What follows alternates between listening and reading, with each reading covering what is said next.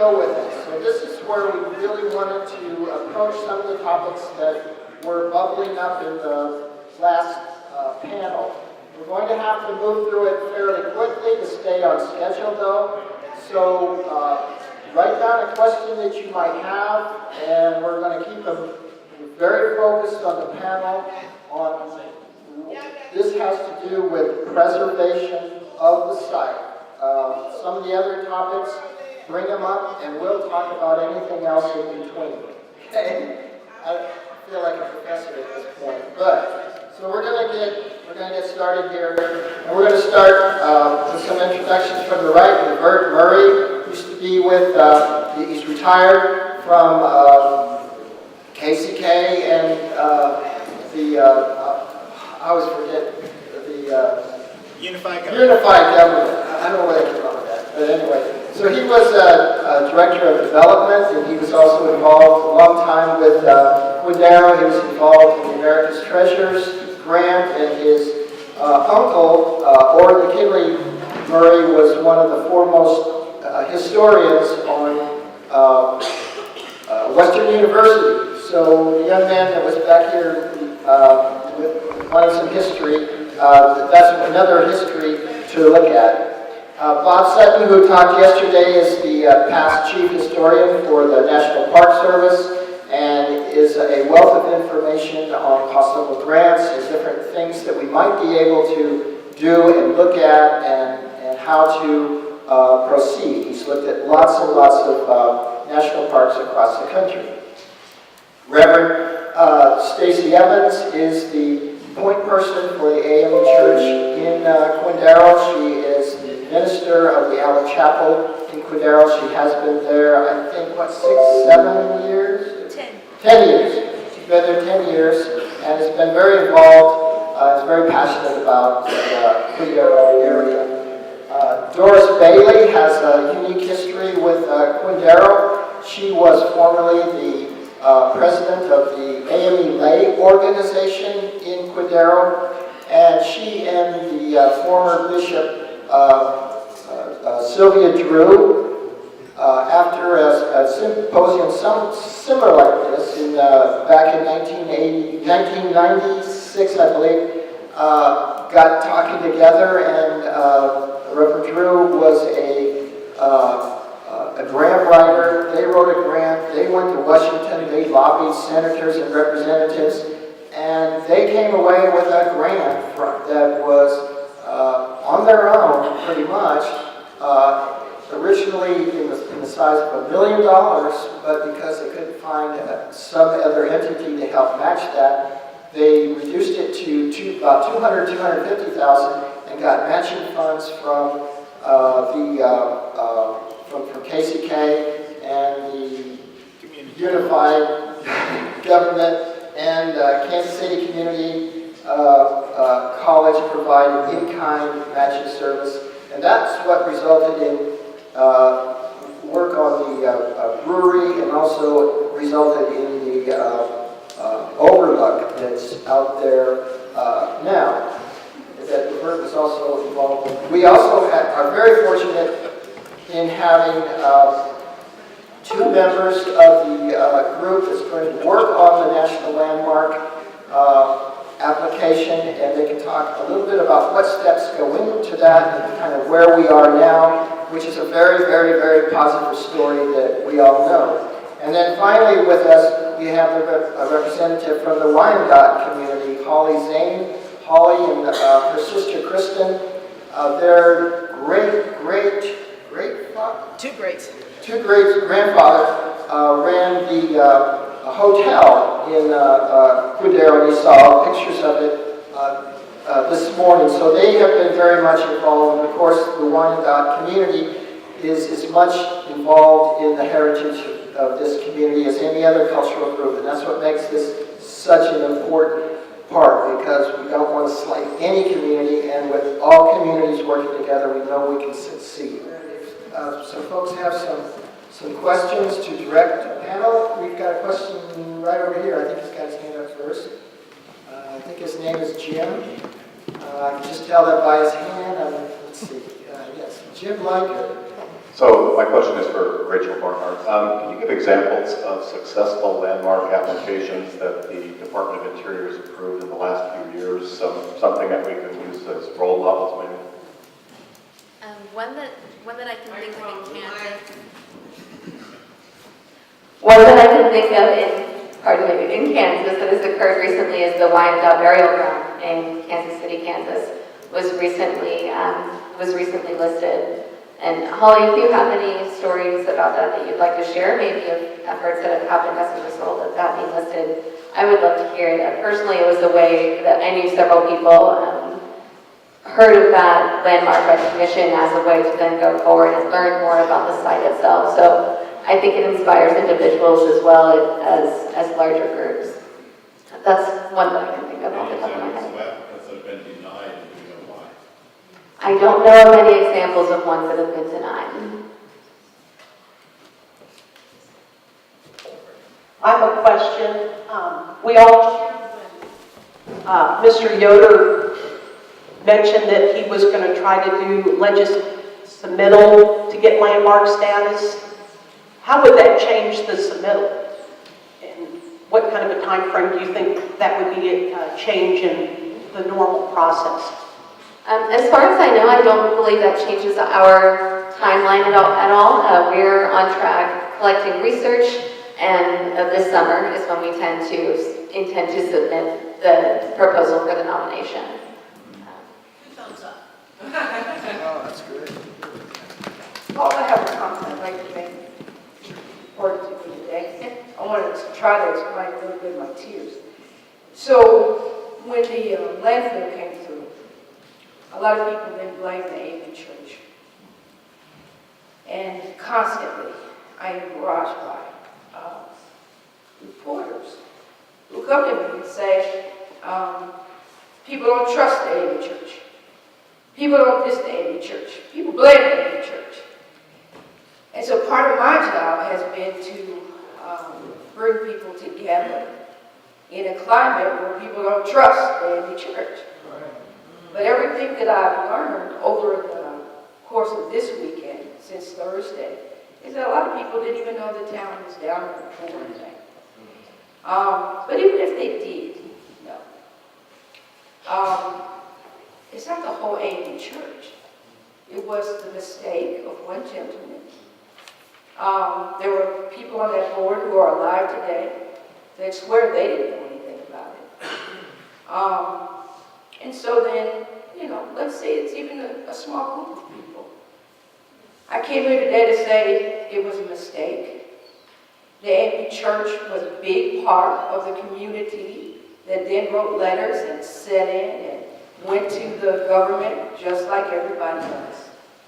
And it was a blip, albeit a bad one, on a 200-year history of the oldest black church in the country, the second oldest black church in the nation, who since Civil War, and people coming to Quindaro, the Allen Chapel AME Church, as far as I can trace it, started to exist 2 years just after Quindaro got started. It fed people, it clothed people. It helped people to become educated so that they could manage and navigate freedom. And I think that I came here to share that with you. It's a blip on a 200-year history of a church that has served this nation. And then I think also some of the things that I heard throughout the week and a better understanding of the Wyandot nation and the Native Americans. We know the story. I often say myself that America was built on the backs of the African and near extinction of the Native American. And for us to be pitted against one another and blacks to be pitted against one another, saying an ancient, that's not going to help us. So that's why I very intentionally took a back step to let the Freedom's Frontier lead the way. And on our tables we have these surveys. And if I were going to say just one thing, I think that the whole thing has been fantastic. But I do think that the Freedom's Frontier should have listed for this particular symposium those of us that are in that group we write letters of support for the grants that the Freedom Frontier gets for this very national landmark status. We all wrote letters of support. I'm not at all trying to down the Freedom Frontier to say that this is, I'm not angry or upset. I just think it's an oversight that could have showed how we are all working together.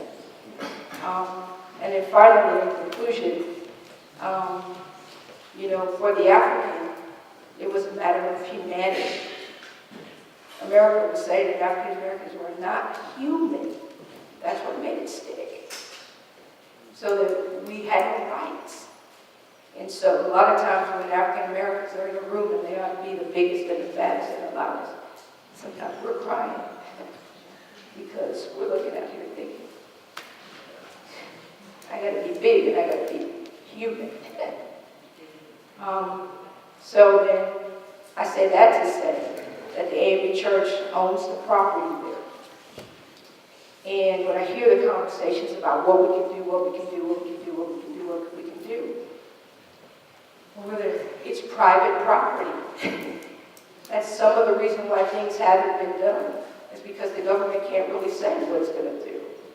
The Wyandot Nation can't really say what they're going to do. Nobody can really say what they're going to do unless it comes past the AME Church. So then I'm saying the AME Church is open, willing to be an open participant in it all, but at the same time, the Open Door Museum is also, I'm sorry, not the Open Door Museum, the Vernon Center is also AME property, but the Open Door Museum needs money, and we need money in order to keep our projects going.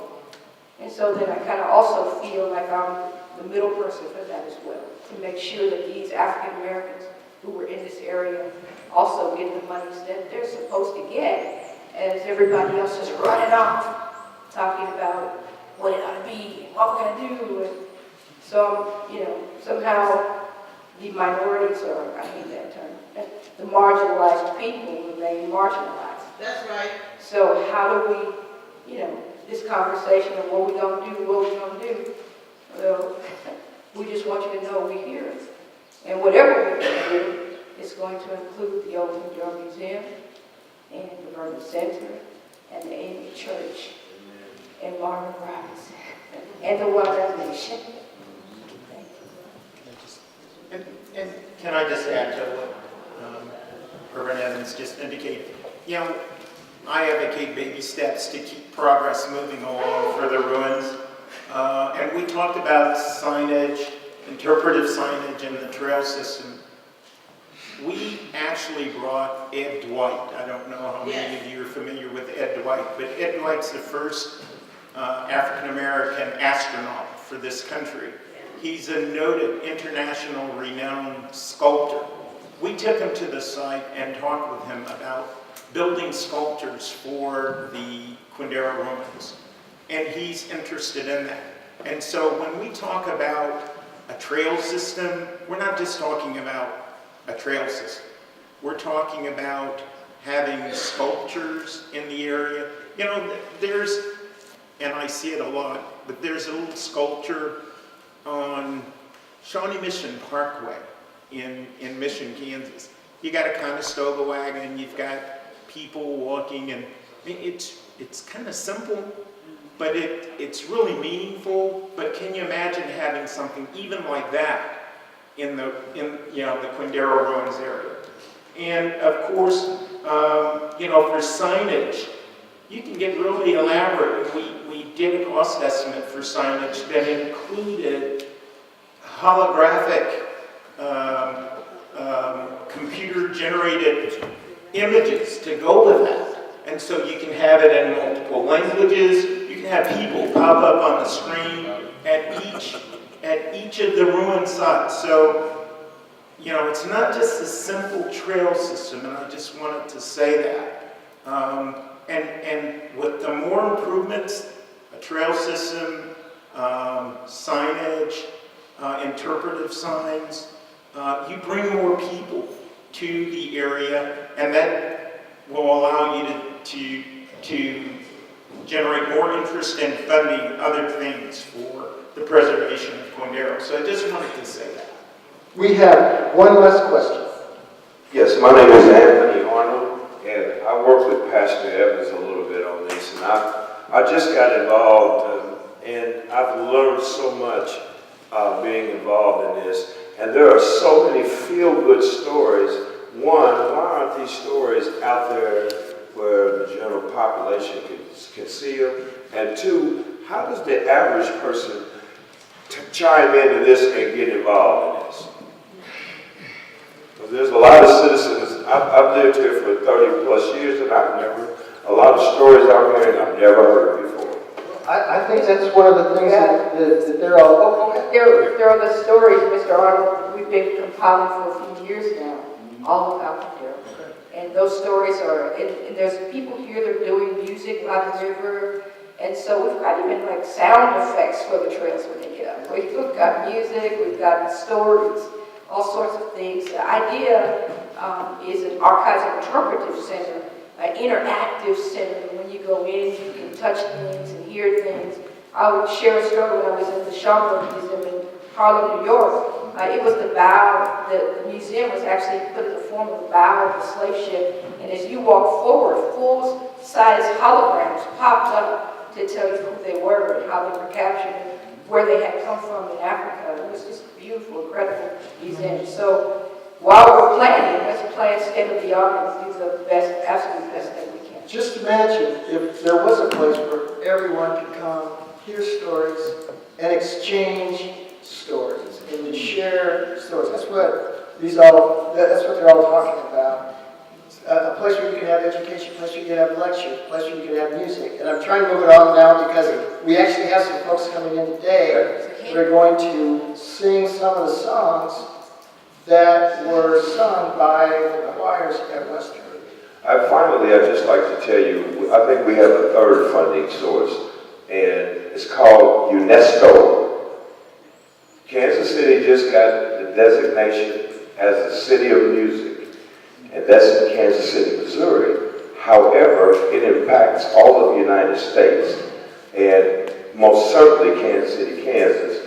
And it's not just music, but I believe that we can tap another source of funding. This is a worldwide organization, and you go home and Google UNESCO, and you will see what they've done in terms of funding and economic development in other countries. Thank you. Thank you very much.